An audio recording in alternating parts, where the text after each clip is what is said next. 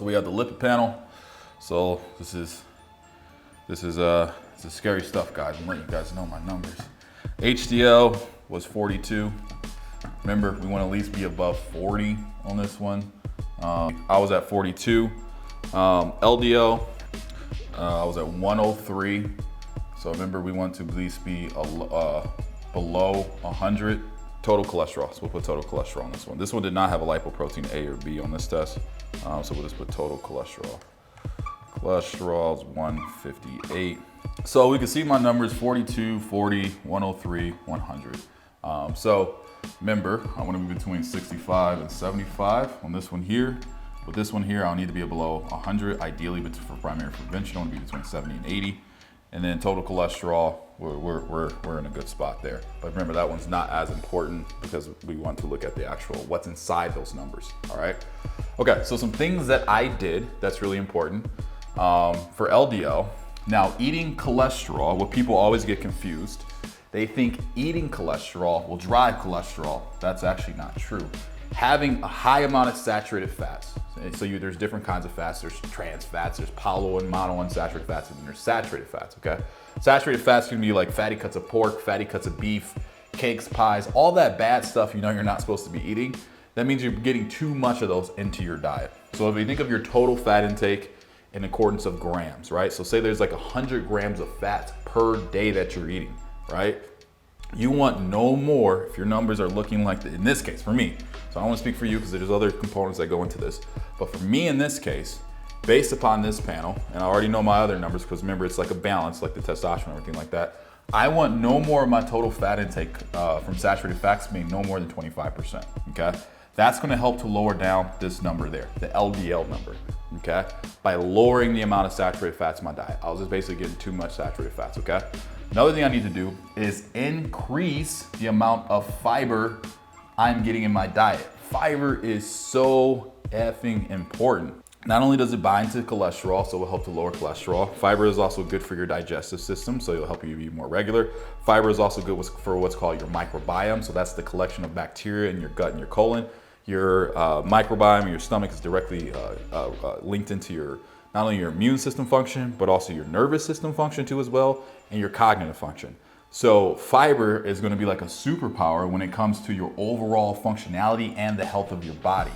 So I wasn't getting enough fiber. At this time, I believe I was eating like 20 to 25 grams of fiber per day, which is like the daily recommended dosage is like 25 grams per day, but I needed to get more based upon what was happening with my blood work. So I bumped it up to about 35 grams of fiber per day, okay? So easy sources of fiber, like a cup of oatmeal, you're just gonna have between 8 and 10 grams of fiber, depending on what kind of oatmeal you get. Vegetables, you have to be very mindful of it because you have to eat a lot of vegetables to even get like a decent amount of fiber, like 4 or 5 grams. So vegetables are high in fiber.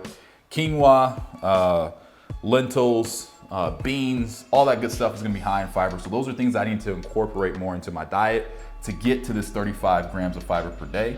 And if you are somebody like myself who tends to run on the higher end of the LDL cholesterol, if you're not watching out for your diet 100% of the time, you're gonna have to go towards the higher end of the recommendation as far as fiber, okay? So you're gonna have to sit around 35 grams of fiber per day.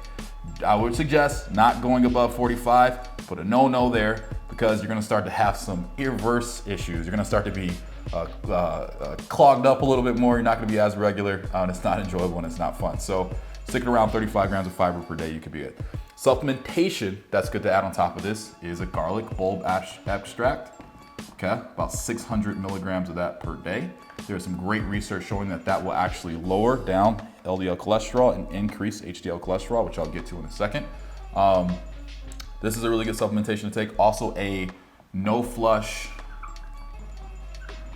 niacin. Make sure you get the no flush. We do about 500 milligrams of that per day. If you don't, your skin's gonna be all tingly, even bright red.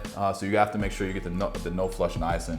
That is really good for lowering LDL cholesterol too as well.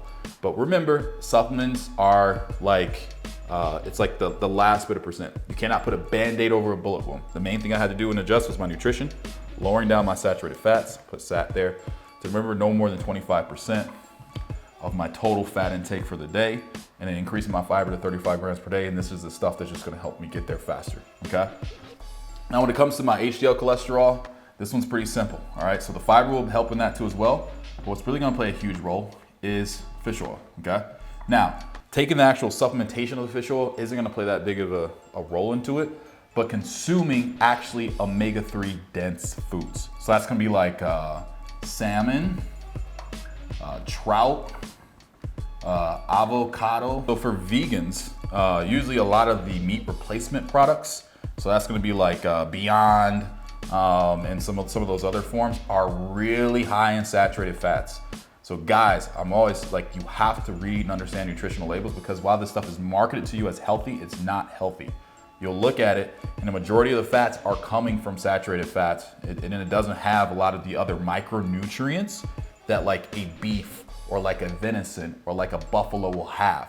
So that's like your B vitamins, that's your zinc, that's all those other things that actually make those like a supercharged food, which we'll talk about in another video, and actually kind of like the misunderstanding when it comes to meat. But those foods will be high in saturated. So if you are actually a vegan, be a vegan. Don't eat meat replacement products, because those are not actually really healthy for you, okay? But circling back to the HDL here, so cold water fishes, avocado, great forms and great sources of that to help to drive up the LDL cholesterol. If you can additionally take a krill oil too, okay, as a supplementation, I'll recommend anywhere from 500 milligrams to 1 gram a day. The reason why a krill oil and not an actual fish oil for our supplementation, a krill oil is more bioavailable for your body, meaning your body will actually absorb more of it, okay? So this is something that you'll want to take in place of actual fish oil. You want to get your fish oil from actually eating fish, okay? So this would be kind of like your supplement stack to optimize the cholesterol pattern. So this is something that I take every single day. I take a krill oil, I take a garlic. I do not take the no flesh anymore, because now my levels are in a good range. And I'm sure to eat at least a pound or a pound and a half of a salmon per week is what that comes down to. And this had great effects on my numbers. The follow-up blood work, my cholesterol went down to, I believe, like a 90, and my HDL went up with inside of the optimal range of 65 to 70. So this is how it works in real time. When you see this kind of stuff, some things that you can easily do in order to optimize these panels, because there's no reason for people to be really dying of heart disease from lifestyle conditions, which is usually about 75 to 80% of people.